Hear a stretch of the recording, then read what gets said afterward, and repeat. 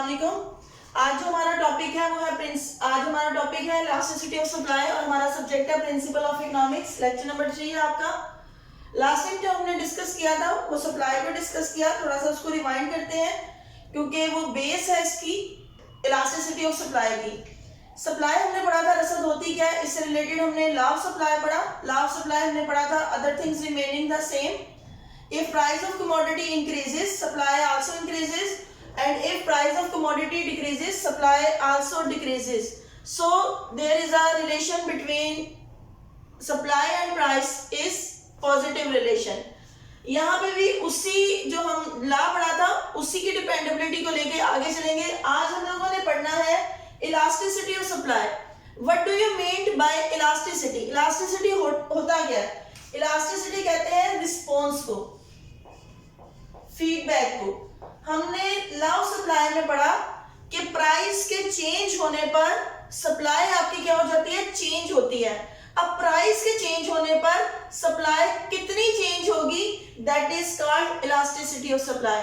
यानी कि प्राइस के चेंज होने पर सप्लाई उसको क्या रिस्पॉन्स देगी, वो हमारा क्या होगा, elasticity of supply.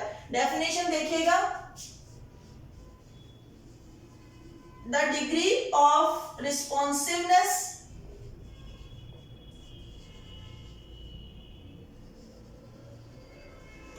quantity supplied changed due to change in price।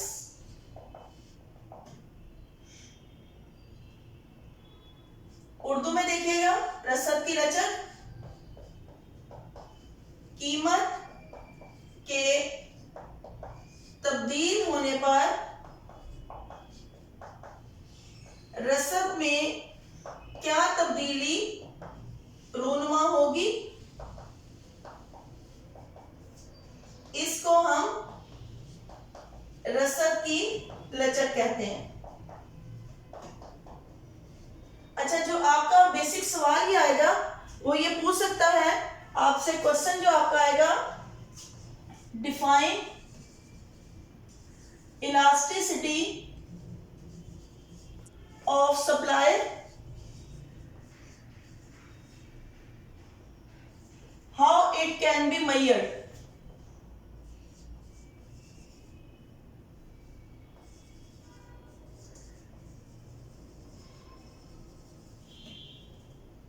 यानी कि रसद की रचक से क्या मुराद है,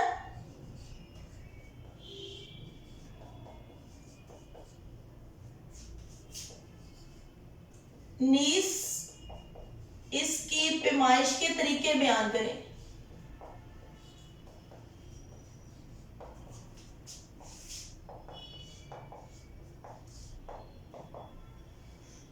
ये आपका क्वेश्चन है, क्वेश्चन इस तरह से पेपर में आएगा जी। हम लोग डिस्कस कर रहे थे डेफिनेशन को। डेफिनेशन क्या होती है, the degree of responsiveness quantity supplied change due to change in price.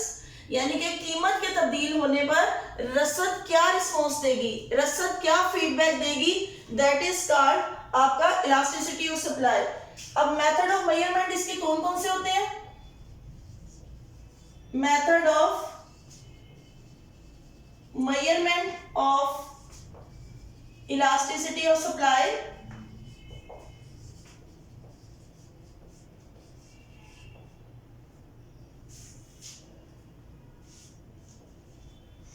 रसद की लचक के तरीके।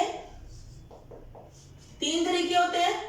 पहला तरीका इसका percentage method,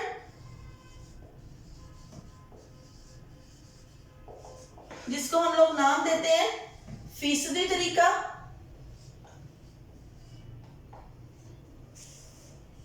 number 2 unity method, इकाई का तरीका।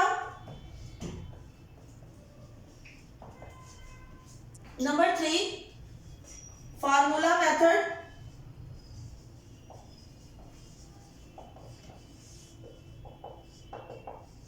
फार्मूले का तरीका। ये 3 तरीके हैं जिसके थ्रू हम रसद की पैमाइश कर सकते हैं। रसद की रचक के 3 तरीके हैं। नंबर 1 परसेंटेज मेथड, जिसे हम फीसदी तरीका कहते हैं। नंबर 2 यूनिटी मेथड, जो इकाई का तरीका कहलाता है। नंबर 3 फार्मूला मेथड, जिसके थ्रू हम फार्मूले के थ्रू रसद को मेजर कर सकते हैं। अब इसको डिटेल से लेकर चलते हैं कि परसेंटेज मेथड होता क्या है।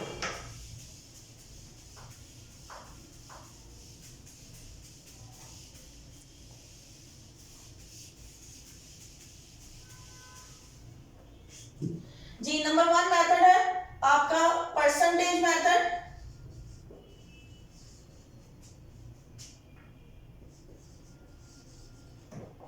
ये सेम वही है जो आपने इलास्टिसिटी ऑफ डिमांड में भी पढ़ा था, फीसदी तरीका।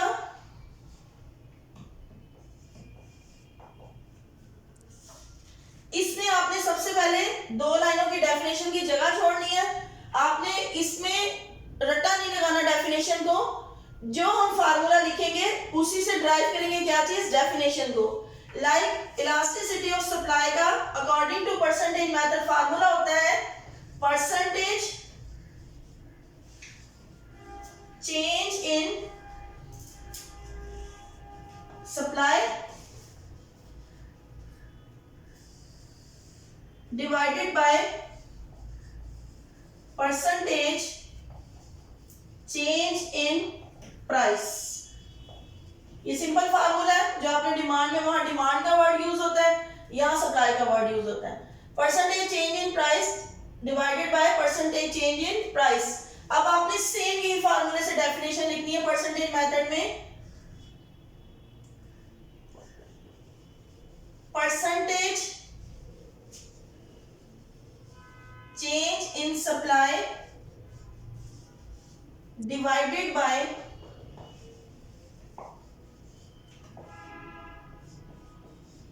Percentage change in price, that is called percentage method. अब आपको पता है इलास्टिसिटी जो यूनिट होता है वो किसके इक्वल टू होती है, 1 के इक्वल टू होती है। Elasticity unit equal to 1। अब देखिए इसमें सबसे पहले बात करते हैं मोर than unity.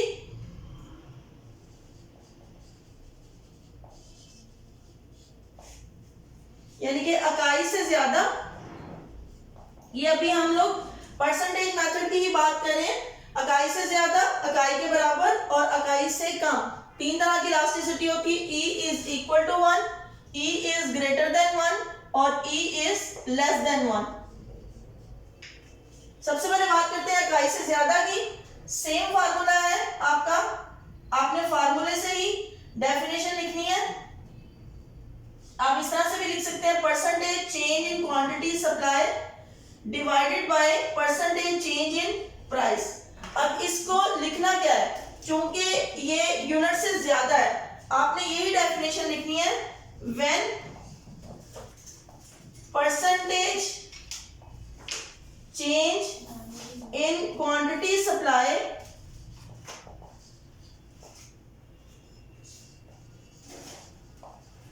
is more than percentage change in price। जब आपकी सप्लाई में जो परसेंटेज चेंज है वो ज्यादा हो, जबकि जो प्राइस में परसेंटेज चेंज है वो कम हो, यानी कि प्राइस के चेंज होने पर सप्लाई बहुत ज्यादा रिस्पॉन्स करे, तो हम उसको क्या कहते हैं, आपको मोर देन यूनिटी कहते हैं। ये कब होता है, ये आप लोगों ने प्रीवियसली भी पढ़ा था कि प्राइस के चेंज होने पर सप्लाई में कब चेंज आता है। देखिए कोई चीज आउट ऑफ फैशन हो जाती है, ठीक है। अब प्राइस तो चेंज होगी, लेकिन उसमें जो सा वो चेंजिंग भी क्या होगी, प्राइस की निस्बत बहुत ज्यादा होगी, उसे हम लोग क्या कहते हैं, मोर देन यूनिटी। अब सपोज करें आपकी जो सप्लाई में चेंज आया वो 20% था, जबकि जो प्राइस में चेंज आया वो 10%। ये क्यों ज्यादा चेंज है, क्योंकि ये मोर देन यूनिटी है, इकाई से ये क्या है, ज्यादा है। तो प्राइस की निस्बत जब सप्लाई में चेंजिंग क्या होती है, ज्यादा, तो मोर देन, तो आपका E इज इक्वल टू क्या आ जाएगा, E इज ग्रेटर देन 1, यानी कि इकाई से ज्यादा। इसको उर्दू में आप लिख सकते हैं सेम डेफिनेशन, जब रसद में फीसदी तब्दीली कीमत में फीसदी तब्दीली से ज्यादा हो उसे हम इकाई से ज्यादा रसद कहते हैं। फार्मूला सेम उर्दू वाले भी यही लिखेंगे और इंग्लिश वाले भी सेम यही लिखेंगे और उसके बाद फिगर भी आप लोग सेम ही पुट करोगे। उर्दू और इंग्लिश में इसमें कोई फर्क नहीं है।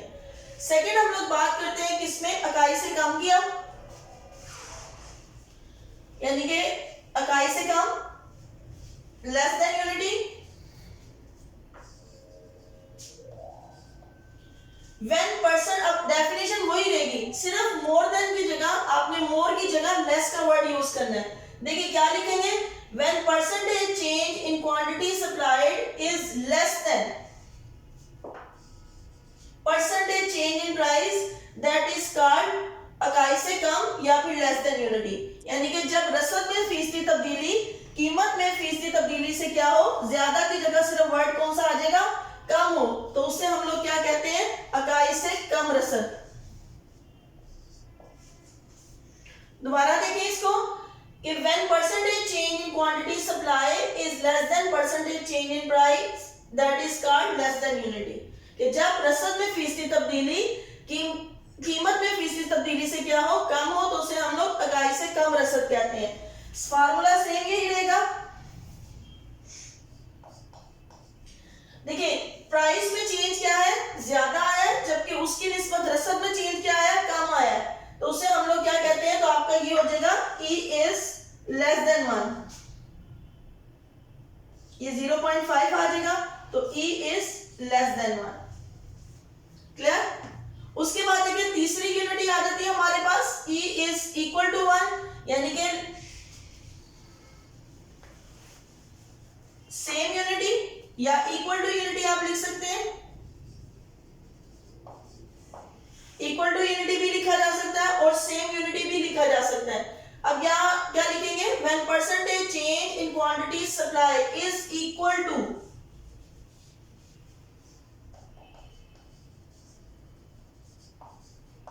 Percentage change in price that is called equal to unity in percentage method. Formula same रहेगा।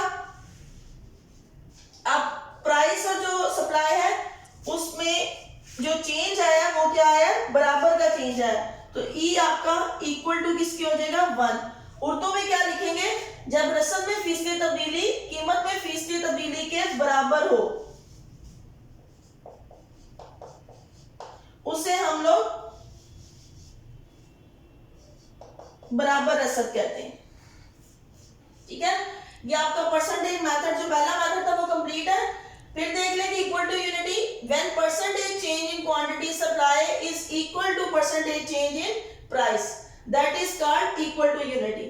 यानी कि दोनों में, प्राइस में और सप्लाई में चेंज क्या है, बराबर का है, तो आपकी जो सप्लाई होगी वो इक्वल टू यूनिटी। अब हम लोग डिस्कस करते हैं इसके सेकंड मेथड को।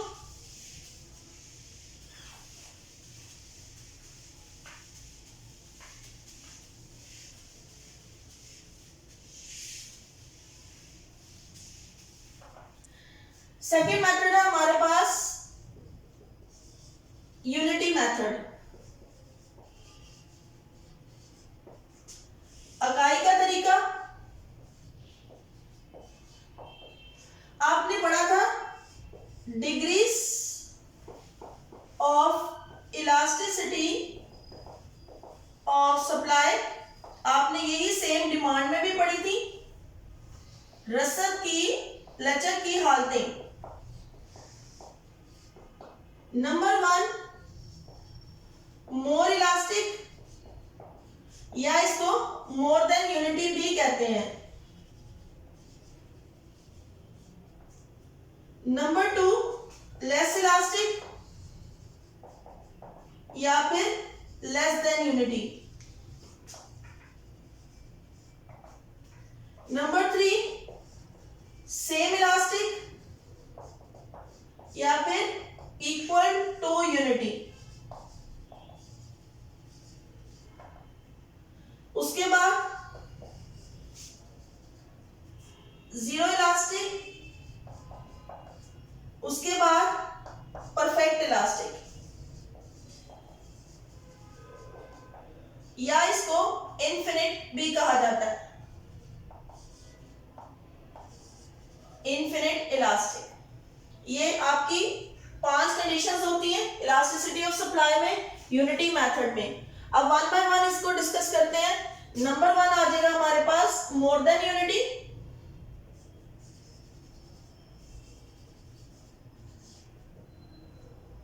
इसको उर्दू में भी लिख देते हैं, इकाई से ज्यादा, इकाई से कम, बराबर रसद, या इकाई के बराबर लिख लें इसको, सिफर लचक और मुकम्मल लचक।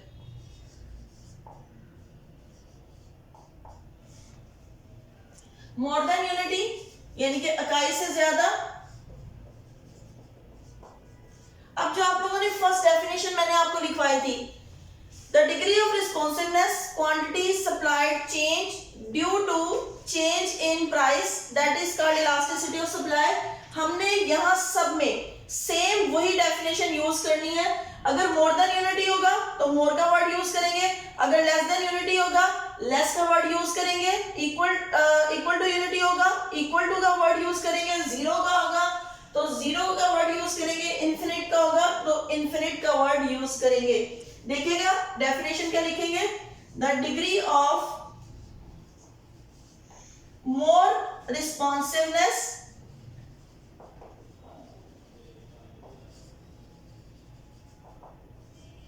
quantity supplied changed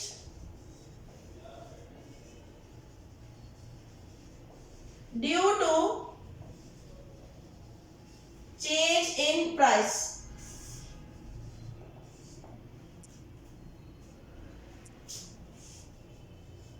किसी शय की कीमत में तब्दीली की वजह से रसद ज्यादा तब्दील हो जाए,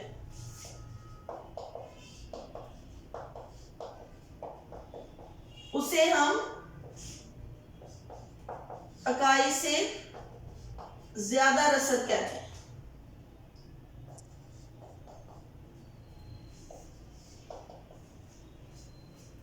ठीक है, अब इसका स्केड्यूल और डायग्राम देखते हैं।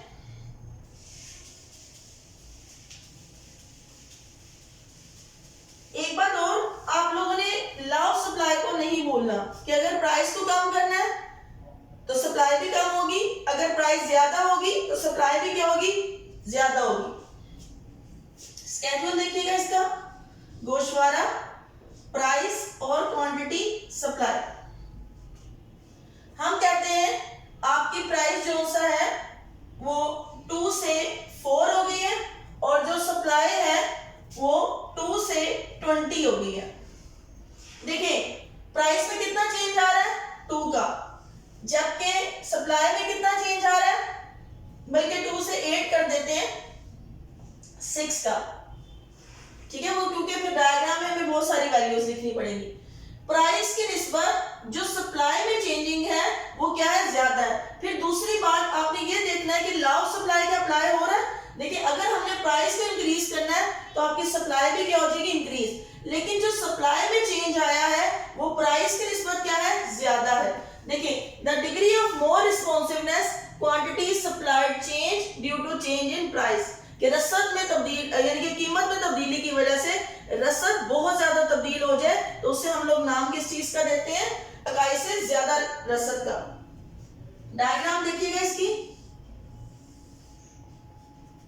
X axis Y axis, Y axis पे पता है आपको प्राइस, एक्स एक्सिस में हम लोग क्या लेते हैं, क्वांटिटी सप्लाइड। ओरिजिन सप्लाइड 2, 4, 6 और 8 और प्राइस आपकी है 2 और 4। अब देखें प्राइस आपकी 2 है तो सप्लाई कितनी है, 2, प्राइस आपकी 4 है और सप्लाई कितनी है, 8। इसका थोड़ा सा फ्लैट कर्व होता है जो किस चीज को शो करता है, आपकी मोर इलास्टिक को। यानी कि प्राइस के चेंज होने पर जो सप्लाई में चेंजिंग है वो क्या है, बहुत ज्यादा। ये आपका क्वांटिटी सप्लाई का कर्व। क्लियर। उसके बाद हम लोग डिस्कस करते हैं लेस देन यूनिटी।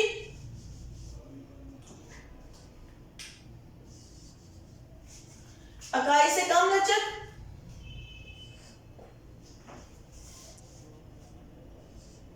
अब यहां पे कुछ भी आपने चेंज नहीं करना, सेम डेफिनेशन लिखनी है, सिर्फ मोर की जगह आपने वर्ड कौन सा यूज करना है, लेस का।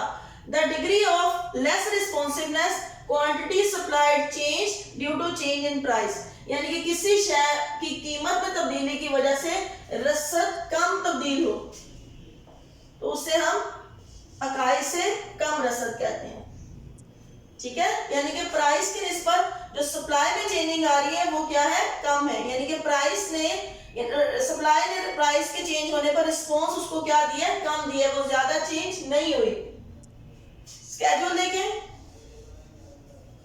सपोज के प्राइस 2 से 4 हुई, जबकि सप्लाई 2 से कितनी हो गई, 3 हो गई। अब देखिए प्राइस में कितना चेंज आया, प्राइस 2 थी, फिर कितनी हो गई 4, तो कितना चेंज आया 2 का, जबकि सप्लाई में चेंज कितना आया 1 का। प्राइस पहले सप्लाई 2 थी, अब कितनी होगी 3। तो प्राइस के चेंज होने पर सप्लाई कम चेंज हो तो उसे हम लोग नाम किस चीज का देते हैं, लेस देन यूनिटी का। यानी कि आपकी जो लचक है, रसद की लचक, वो इकाई से क्या है, कम है। इसकी डायग्राम देखें। X axis, Y axis, origin, price और क्वांटिटी सप्लाई। क्वांटिटी सप्लाई है आपकी 1, 2 और 3 और प्राइस है 2 और 4। अब सबसे पहले प्राइस 2 है और सप्लाई कितनी है, वो भी 2 ही है। उसके बाद प्राइस 4 है और सप्लाई कितनी है 3। इसका थोड़ा सा झुका हुआ कर्व होता है, जैसे उसका थोड़ा फ्लैट कर्व होता है, ग्रेटर देन यूनिटी का, लेस देन यूनिटी का थोड़ा सा डिफरेंट कर्व होता है। ये आपका इसका जो सा वो डायग्राम है। उसके बाद हम लोग आगे चलते हैं, इकाई से बराबर लचक।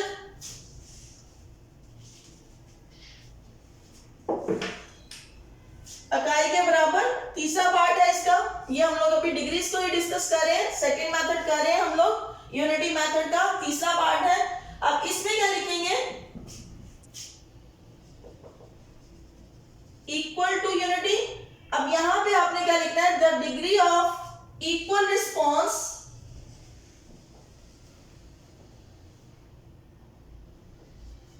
Quantity supplied change due to change in price, किसी शय की कीमत में तब्दीली की वजह से रसद भी उतनी ही तब्दील हो, उसे हम लोग इकाई के बराबर रसद कहते हैं। यानी कि जितनी आपकी कीमत तब्दील हो रही है उतनी ही आपकी जो है वो रसद भी तब्दील हो, वो क्या कहलाती है, आपको इकाई के बराबर रसद कहलाती है। लाइक सपोज करें प्राइस 2 और 4 थी, सप्लाई भी कितनी हो जाए 2 और 4। अब देखिए प्राइस में कितना चेंज आया है 2 का, जबकि सप्लाई में चेंज कितना है 2 का। यानी कि जितनी प्राइस चेंज हुई सप्लाई ने भी उसको उतना ही रिस्पॉन्स दिया, that is called equal to unity. Diagram देखिए इसकी, X axis, Y axis, origin, quantity supply और प्राइस 2, 4, 2 और 4। प्राइस 2 है, सप्लाई भी 2, प्राइस 4 है, सप्लाई भी कितनी है 4। इसका सिंपल जैसे आपका नॉर्मल कर्व होता है सप्लाई का, सेम वैसे ही कर्व बनता है। इसके बाद आगे हम लोग डिस्कस करेंगे जीरो इलास्टिक आ जाता है।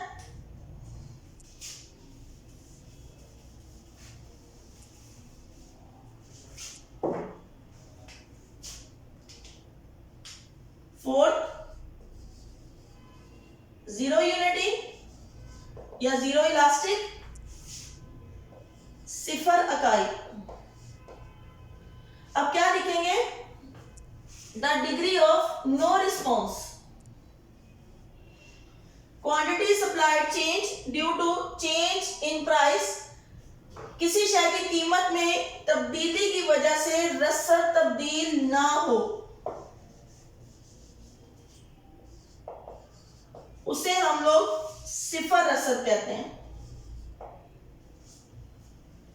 यानी कि किसी शय की कीमत में तब्दीली की वजह से रसद बिल्कुल भी तब्दील ना हो तो उसे हम लोग क्या कहते हैं, सिफर रसद कहते हैं। जैसे कि सपोज करें कि आपकी प्राइस में चेंज आया लेकिन सप्लाई में किसी किस्म का कोई चेंज ना हो, जीरो चेंज हो। अब देखिए प्राइस कितनी चेंज हुई है 2, जबकि सप्लाई में कितना चेंज आया, जीरो का, कोई चेंज नहीं आया, तो इसको हम लोग क्या कहते हैं, जीरो इलास्टिक।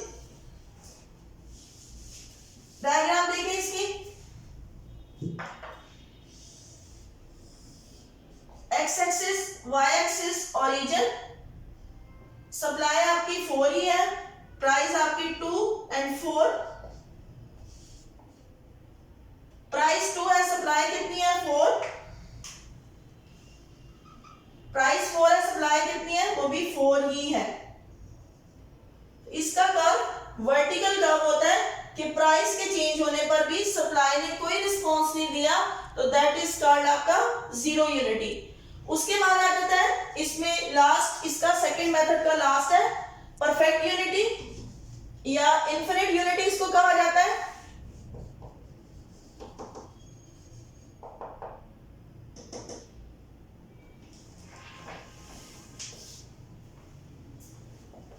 मुकम्मल रसद, the degree of perfect response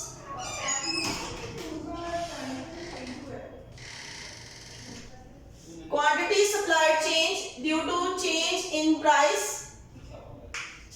अब यहां पे quantity supplied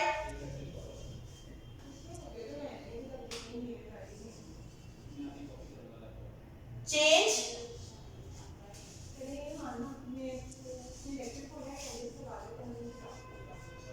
but price does not change। The degree of perfect response quantity supplied change but price does not change, that is called infinite unity। यानी कि कीमत के change ना होने पर भी आपकी जो रसद है वो क्या हो जाए, चेंज हो जाए, उसे हम लोग नाम किस चीज का देते हैं, इन्फिनिट यूनिटी। इसमें डेफिनेशन क्या लिखेंगे हम लोग, किसी शय की कीमत में तब्दीली आए बगैर रसद तब्दील हो जाए,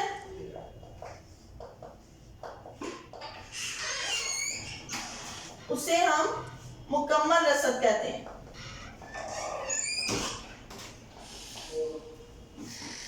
यानी कि आपकी कीमत में तो तब्दीली नहीं आई लेकिन आपकी जो रसद है उसने मुकम्मल रिस्पॉन्स दिया है, उसे हम लोग नाम क्या देते हैं, आपकी मुकम्मल रसद या फिर infinity unity.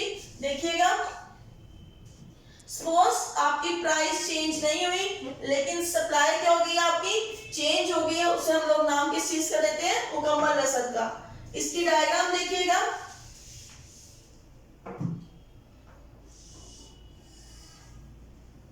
X axis Y axis, price आपकी 2 ही है, सप्लाई आपकी 2 एंड 4।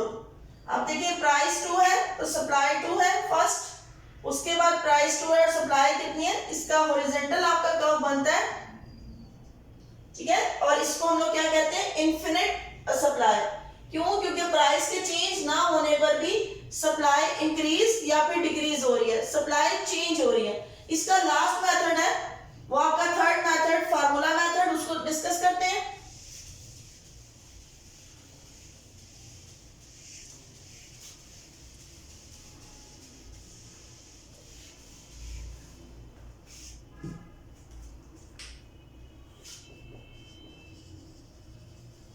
फार्मूला मेथड, दो मेथड हम लोगों ने डिस्कस किए। पहला मेथड हम लोगों ने डिस्कस किया परसेंटेज मेथड, दूसरा मेथड हम लोगों ने डिस्कस किया यूनिटी मेथड। यूनिटी मेथड में हमने 5 चीजें डिस्कस की, equal to unity, less than unity, more than unity, zero unity और परफेक्ट यूनिटी। अब हमारा तीसरा मेथड है, तीसरा मेथड क्या है, proportionate change in quantity supplied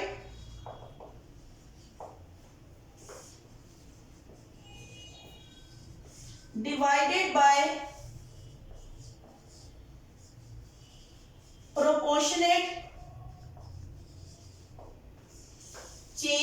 in price.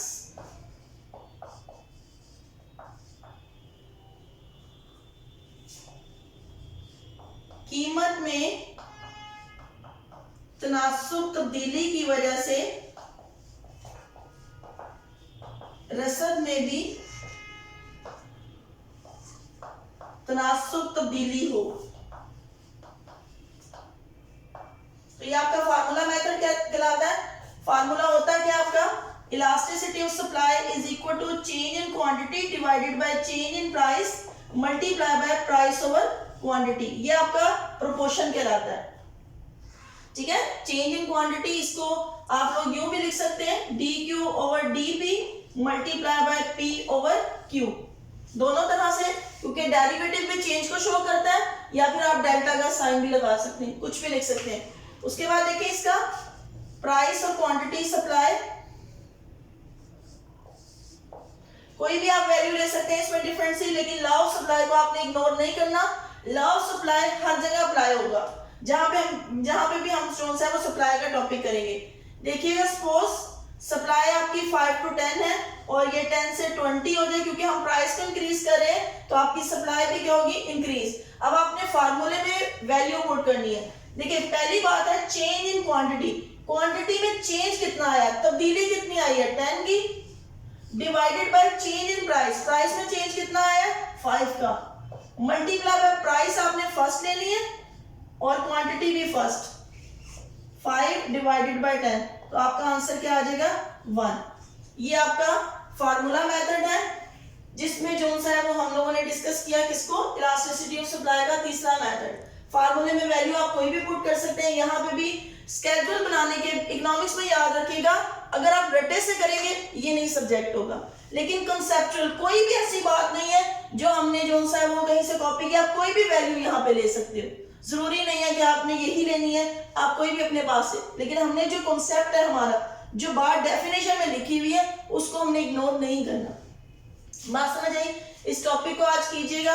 Paper के हवाले से ये लेस इंपॉर्टेंट है। लॉन्ग क्वेश्चन डिमांड से ज्यादा चांसेस होते हैं कि पेपर में सवाल आएगा, सप्लाई से वो बहुत कम पिक करता है। अगर दो हम लोगों ने मेन आपने 2 क्वेश्चन यहाँ पे करने हैं जो board paper point of view से, वो आपका लॉ ऑफ सप्लाई है। लॉ ऑफ सप्लाई का क्वेश्चन कैसे आता है? Define supply, explain law of supply with the help of schedule and diagram, जो हम लोगों ने पहले लेक्चर में किया था।